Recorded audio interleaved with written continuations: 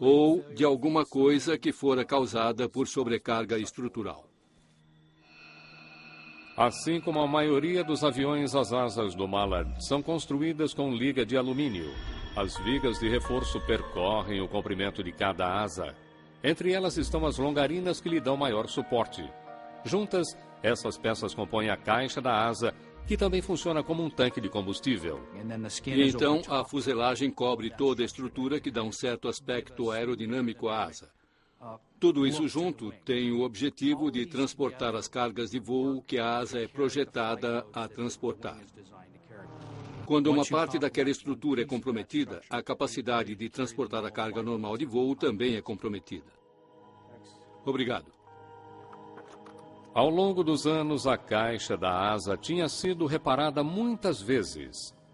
Os mecânicos da Chalks haviam remendado áreas danificadas pela corrosão, o que não é incomum para uma aeronave mais antiga, especialmente um hidroavião.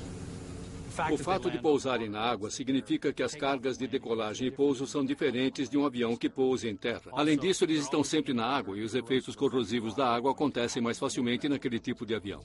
Entretanto, quando os investigadores examinam o restante da frota da Chalks, eles descobrem que os Mallards estão em estado muito pior do que eles imaginavam. Reparos devido à corrosão, corrosão, corrosão, corrosão, corrosão. Reparos devido à corrosão. Muitos. O avião que caíra, assim como os demais aviões da frota da Chalks, estavam repletos de problemas de manutenção. A corrosão era generalizada em todos eles. Havia evidências de práticas de manutenção de má qualidade em todos os outros aviões.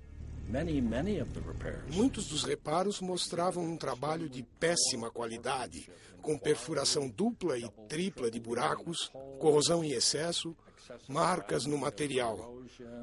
E isso envolvia os reparos estruturais que haviam sido feitos na aeronave durante os últimos poucos anos.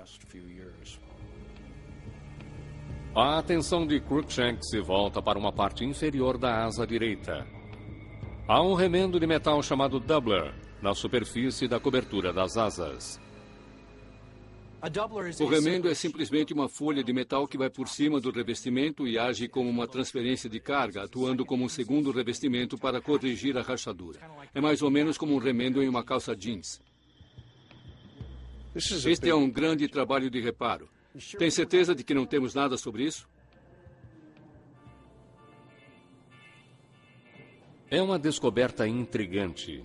O remendo está localizado exatamente onde a asa se soltou do restante do avião. Ao analisar melhor aquela parte da asa, Cruikshanks percebe que as bordas estão lisas e brilhantes, totalmente diferentes das arestas irregulares que ele havia visto em outros destroços. Temos de ver o que há debaixo disso. A rachadura não foi provocada por excesso de tensão. Ao contrário, Cruikshank suspeita que isso tenha se desenvolvido ao longo de muitos anos como resultado da fadiga do metal. Fadiga de metal é um processo através do qual qualquer pedaço de metal, uma longarina de asa ou qualquer coisa, é repetidamente impactado. Pense, por exemplo, em um clipe de papel que dobramos para frente e para trás, e todo mundo já fez isso. Depois de algumas vezes, ele acaba se quebrando. A fadiga de metal nas asas é causada pelo estresse do voo durante a vida útil da aeronave. No caso daquele avião, cada vez que ele decolou, a asa recebeu uma carga. É a sustentação que faz o avião voar. E toda vez que ele pousa, a asa é descarregada e não há mais estresse sobre a estrutura da asa. Exatamente como dobrar o clipe de papel para frente e para trás. Cruikshanks está ansioso para descobrir o que está debaixo do remendo de metal.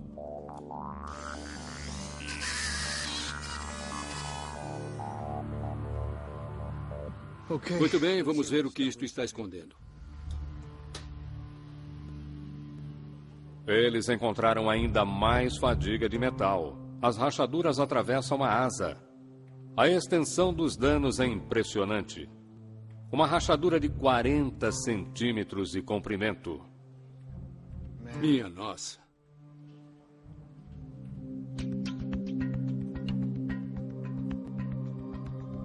Prosseguindo com a investigação, Cruikshanks faz outra descoberta perturbadora. 3 orifícios feitos à máquina na fuselagem à frente, e os 3 parecem feitos com furadeiras.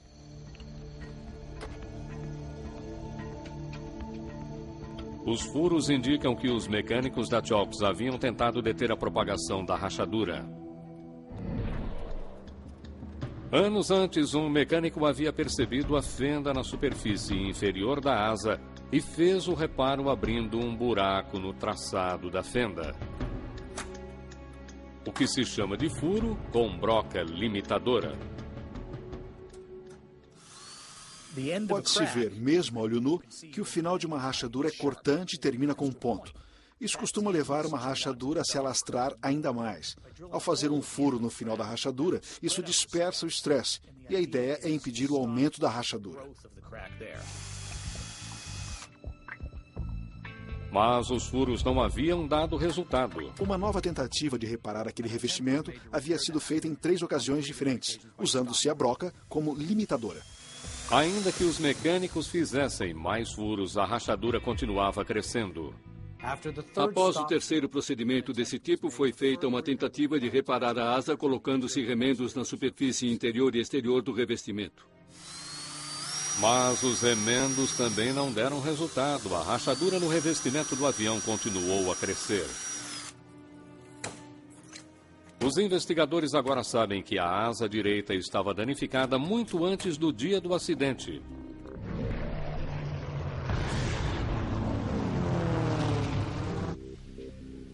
O que eles não entendem é por que a rachadura não pôde ser interrompida.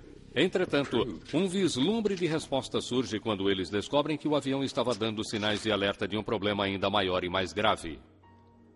O avião da Chalks apresentava indícios de vazamentos crônicos de combustível havia muito tempo, há muitos anos.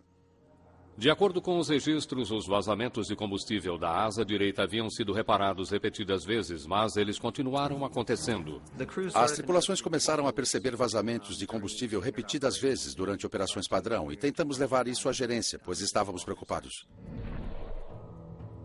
Apenas 2 dias antes do acidente, isso acontecera de novo. Ao fazer a manutenção de rotina no Mallard, um mecânico constatou vazamento de combustível na asa direita. Eles vedavam novamente os tanques de combustível ou corrigiam qualquer problema que imaginavam que houvesse. Parecia ser recorrente. O procedimento para solucionar um vazamento era aplicar um selante químico no interior do tanque de combustível vazio. O selante levaria 1 dia para secar. Em seguida, o avião poderia ser reabastecido e voltaria a operar. O vazamento deveria ter sido um indício de que a rachadura no revestimento da asa era apenas a ponta do iceberg. Indício de que havia um problema muito mais sério na estrutura dela. Vazamentos de combustível naquela aeronave em particular são indicadores de um problema com a estrutura da asa. Na verdade, a Grumman havia emitido um boletim de serviço em 1963 que alertava os mecânicos acerca de vazamentos de combustível crônicos, como indicadores de um problema estrutural com a aeronave. Muito bem, vamos ver o que temos aqui. Cruikshanks examina as peças que compõem o tanque de combustível à direita. É algum tipo de selante. Ele se pergunta por que os vazamentos de combustível persistiram apesar dos constantes esforços para repará-los. Me dê aquela espátula, por favor. Obrigado. Sob as camadas de selante, ele encontra a resposta. Bingo. Rachaduras em uma viga de suporte crucial chamada de longarina Z. Essa é a peça à qual o revestimento do avião está diretamente ligado. Muito bem, pode terminar de limpar isso e depois tire algumas fotos. Pode ser? Obrigado.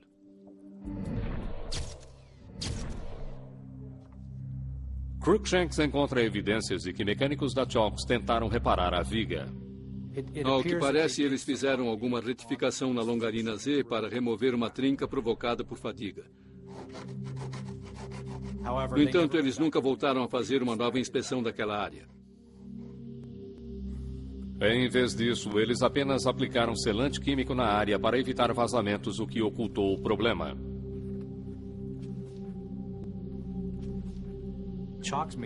A Chaux fez repetidos esforços para reparar o avião, fazendo furos nas rachaduras no revestimento da asa, acrescentando remendos por cima das rachaduras. Mas nunca foi atrás da raiz do problema, que era a rachadura na longarina Z. E a razão disso é que ela estava coberta pelo selante do tanque de combustível. A longarina Z quebrada enfraqueceu toda a asa. Então, a cada pouso e decolagem, a fuselagem do avião estava absorvendo as forças. Ao longo do tempo, o revestimento também começou a rachar. O resultado final era inevitável. A fissura por fadiga atingiu um comprimento crítico e a asa se soltou do avião.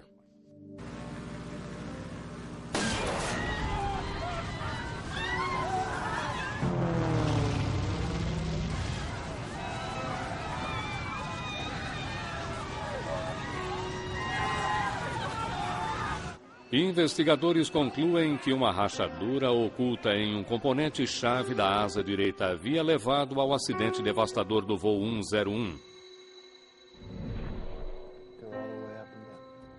A falha da Chaux foi não identificar um problema tão sério.